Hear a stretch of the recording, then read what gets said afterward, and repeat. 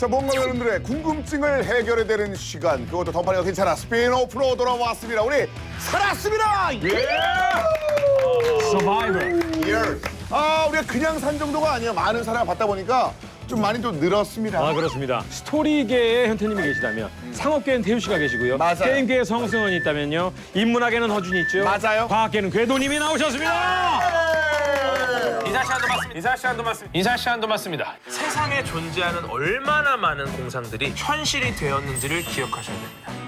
우리가 아무래도 던파 쪽이니까. 네. 해보셨어요? 아, 저 예전에 꽤 했죠. 꽤 했죠, 꽤. 얼마나 너무 옛날이라서. 거의 나왔을 때 저는 이 건어.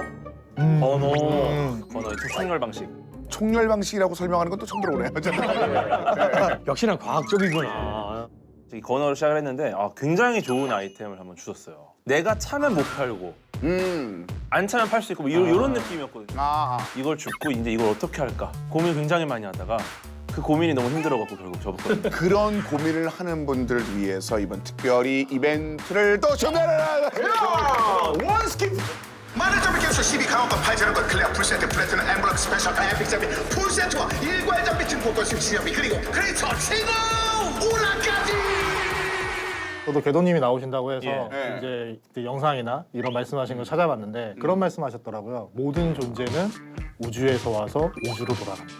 맞아요. 근데 이제 우주에 정확하게 어떻게 시작해서 어떻게 와서 어떻게 지금 왔고 앞으로 어떻게 될 것인가 이거에 대한 거가 이제 과학자들의 궁극의 질문이죠. 그 궁극의 질문에 대한 답이 상당히 많이 던파에 있습니다. 던파에 있어요. 과학계에서도 아직 없는데? 그러니까 아직 과학계가 어떻게 던파를 던파에 있지? 제대로 보지 못한 거예요. 대부분이. 이 논문 쓸 게 아니라 던파를 봐야 되는구나. 그러니까 대부분이 됐는데. 아니 근데 과학자들이 사실 인문학자들한테 많이 얘기하는 것 중에 하나가 상상력이 부족하다라는 얘기들을 예, 종종 해요. 그래서 인문학자들의 상상을 보면서 저런 상상을 한번 적용해 보면 어떨까 이런 이야기들을 많이 하거든요. 실제로 뭐 인문학자나 예술가들하고 같이 영감을 주고 많이 받고 아인슈타인이 이런 말을 했거든요. 지식보다 더 중요한 건 상상력이다. 아인슈타인이 던파를 했습니다. 이거는 그냥 거짓인데요? 있을 거야. 그때 있었으면 했을 거야. 아니면 했을 거야. 있었더라면 했어. 있었더라면 했어. 그러면 명제가 맞죠. 와리프. 무조건 해서 뭐 뉴트리고 뭐 다 했어. 그럼요. 갈릴레오고 다 했어. 오늘 어떻게 보면은 오늘 내용들 같은 경우도 과학의 손길이 좀 필요한 거 아니겠어요? 일단 이 던파에서도 우주에서 왔다 우주로 돌아간 친구가 하나가 있어요. 이 아젤리아 로트라는 친구인데 던전 앤 파이터에서 가장 유명한 던전 중에 하나인 절망의 탑이라는 곳이 있어요. 그렇지. 절망의 탑. 원래는 이게 제네시스라는 우주에서 온 비행선이었어요. 이름부터 좋다. 이 비행선이 거꾸로 꽂히면서 탑처럼 모습을 하게 됐고 그 이름이 절망의 탑이 된 건데 비행선이 거꾸로 꽂혔어요? 그렇죠. 거꾸로라기보다는 착륙을 똑바로 한 거죠. 이게 바로 이제 이 궤도님이 과학을 해서 그런데 거꾸로 그게 말이 돼 약간 이 과학자의 현실적인 상상이잖아요. 근데 이 제네시스가 이 그리스어인 게네시스 근원이라는 단어에서 온 이제 시작이죠. 거꾸로가 아니라 그것이 시작일 수 있다, 기원일 수 있다, 착륙이 아니라 출발일 수 있다. 이런 쪽으로 좀 상상을 해보면 좋지. 착륙을 했다고 그러는데. 그러니까 봐봐요. 설득력 떨어지죠. 지금 얘가 하는 얘기는 자기가 제네시스의 근원을 어원을 안다는 거를 얘기를 하려고 인문학이다. 그러려고 한 그리스다. 거야. 갖다 붙인 거야. 인류 문학의 시작이다. 분명히 착륙이라는 얘기를 갑자기 했는데 왜- 갑자기 막 그 얘기 쓰려고. 헤로도토스.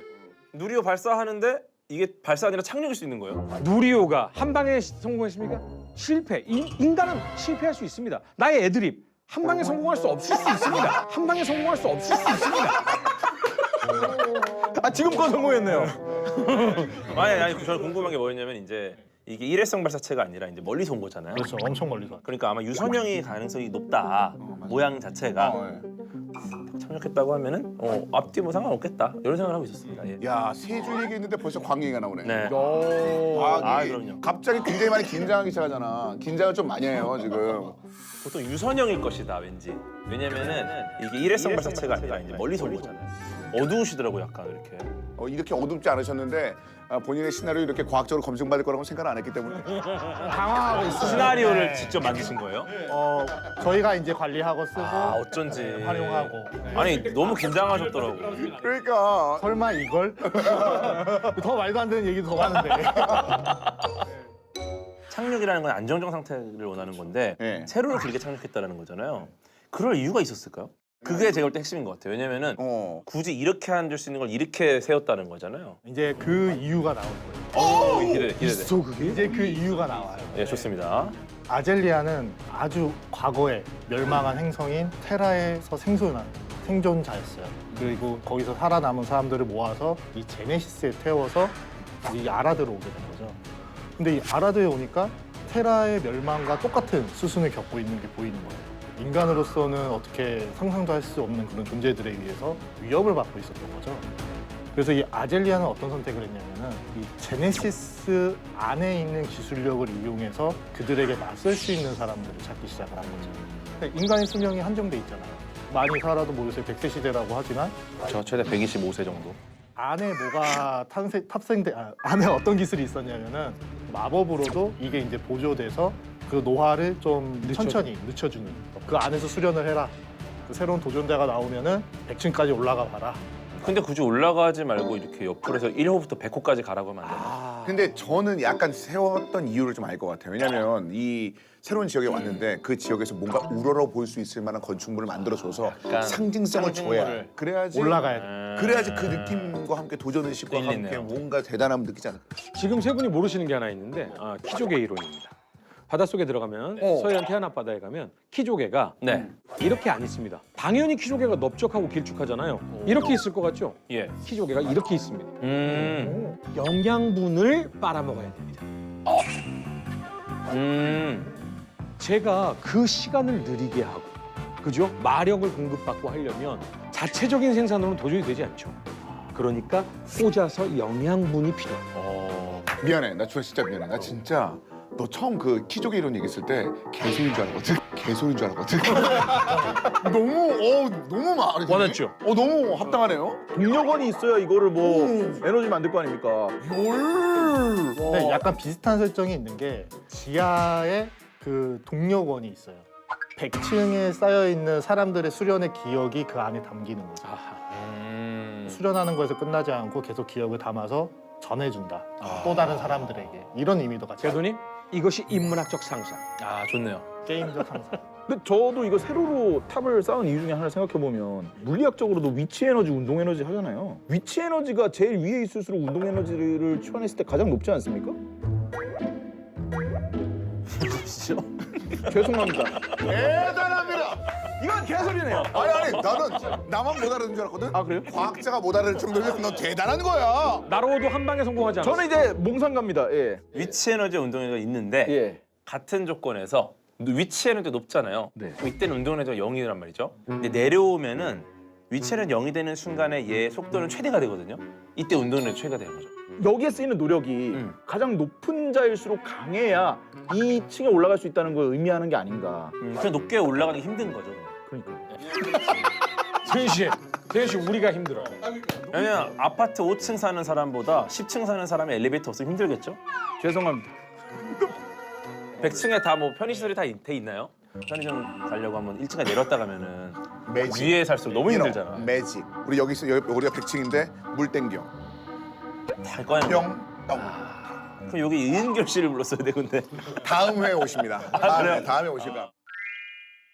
뭐 아무튼 이 100층에 이 솔도러스라는 사람이 있어요. 예. 네, 그 기술을 이용해서 2000년 동안 수련을 해요. 근데 이렇게 차곡차곡 준비를 하고 있는데 이 아젤리아 로트가 그림시퍼라는 조직과 합류를 해가지고 그치. 이제 같이 있었거든요. 예. 근데 걔들한테 죽임을 당했어요.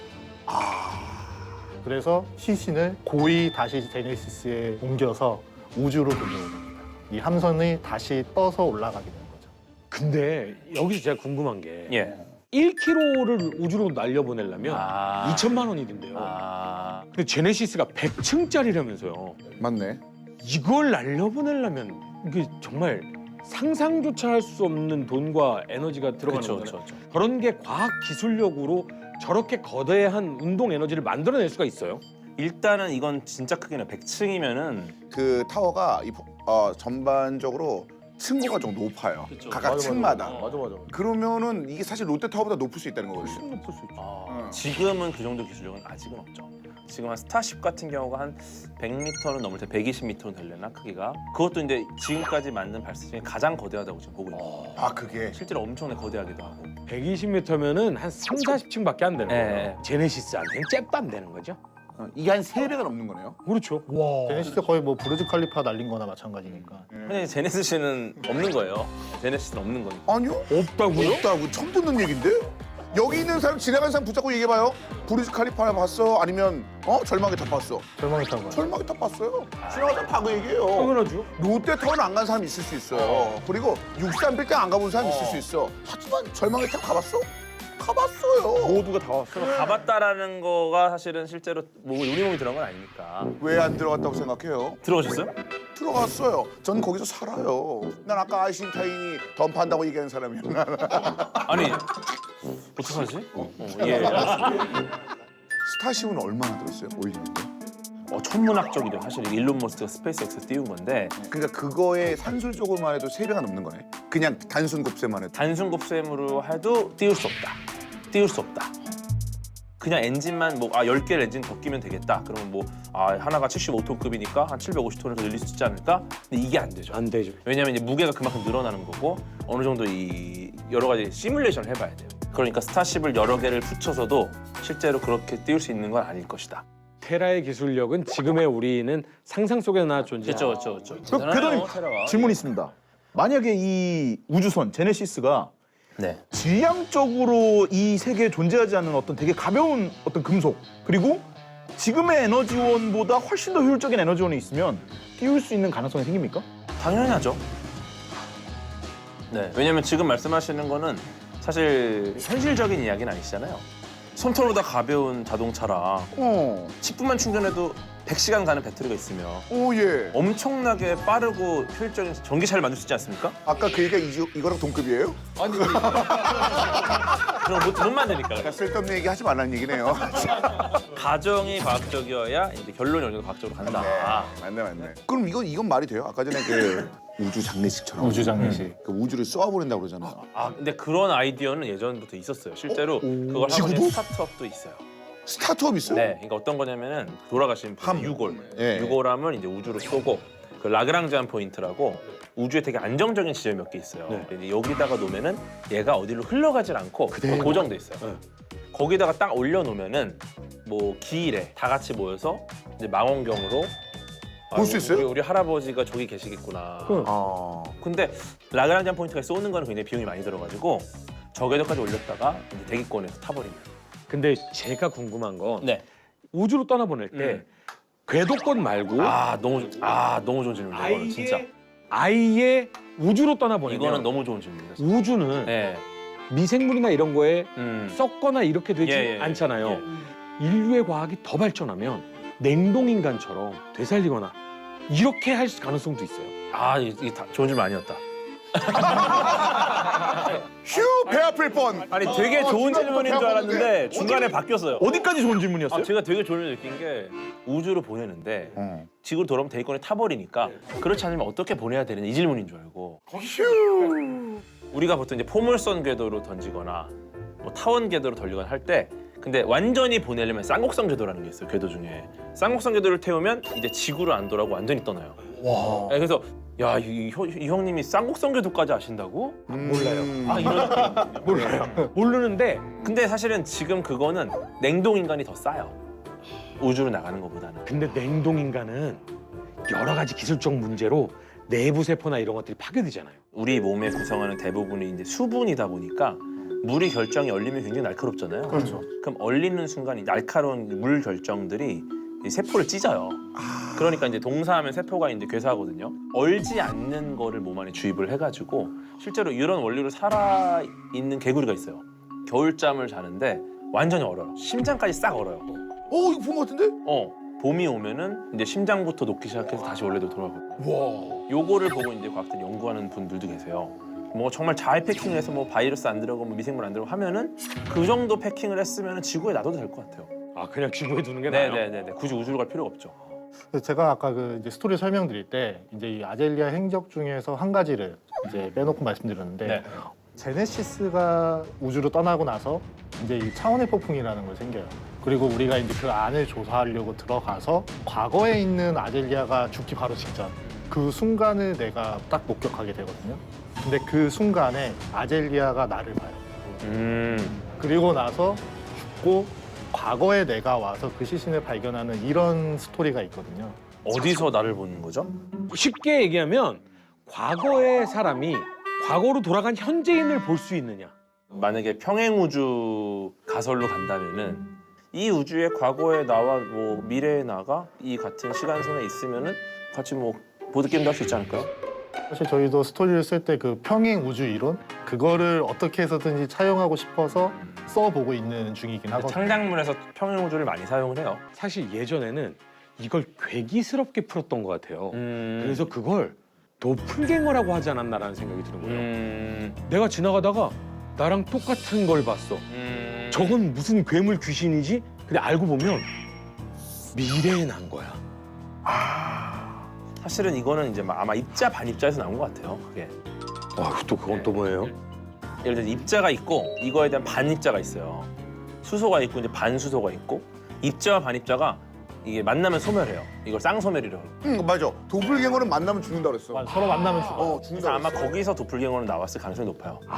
그래서 이제 영화 테넷 보시면은 시간을 이제 돌려갖고 이제 거꾸로 흐르게 만들면은 일종의 이제 반입자, 반물질이라고 생각을 하는 것 같아요. 그러면 이제 입자와 반입자가 만나면 없어지니까 특수한 이런 걸 뭘 하고 최대한 안 부딪히려고 하잖아요. 네, 아마 그런 것 같아요. 거기서 나온 거. 저는 그래서 테넷을 아직도 기억이 나는 게 그 자동차 극장에서 봤어요. 정말 한 3분의 1 정도도 이해를 못했던 것 같아요. 갓디는 안 들리는데 너무 저희 채널에 헷갈리는 거야. 해석해놓은 게 있는데 그거 보시면 이해가 될 거예요. 이게 이렇게 가는 나, 거꾸로 가는 나, 거꾸로 왔다가 다시 이렇게 가는 나, 이렇게 해서 세 명의 나가 많아요. 아니 셋이 있었어요? 둘이 아니었어요? 둘이 있는 장면도 있는데 네. 많이 꼬이면 이제 셋이 있어요. 이렇게 이해하기 힘든 테넷이 있고요. 그리고 인터스텔라 나왔을 때 정말 여러 번 보면서까지 이해를 못하신 분들 굉장히 많았어요. 이해하기 쉬운 던파를 하는 게 낫지 않을까요?